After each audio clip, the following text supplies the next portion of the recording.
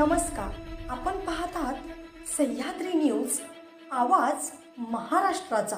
लाडक्या बहिणींचा बाहू देवा भाऊ आज या महाराष्ट्राचे मुख्यमंत्री म्हणून विराजमान होताना दिसतायत। आज त्यांची भारतीय जनता पार्टीच्या गटनेतेपदी निवड झाली।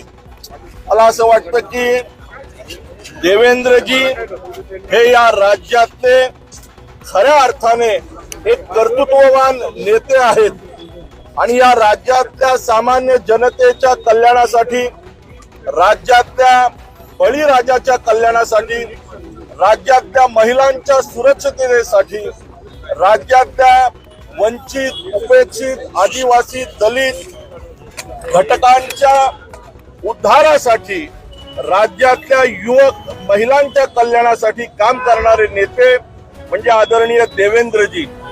आणि आपल्याला माहिती आहे की महायुतीमध्ये या तीनही घटक पक्षांना सोबत घेऊन जाणारं नेतृत्व हे देवेंद्रजींच्या रूपाने आज भारतीय जनता पार्टीने त्यांची या पक्षाच्या गटनेतेपदी निवड केली आणि उद्या राज्याचे मुख्यमंत्री म्हणून आदरणीय देवेंद्रजी शपथ घेतील।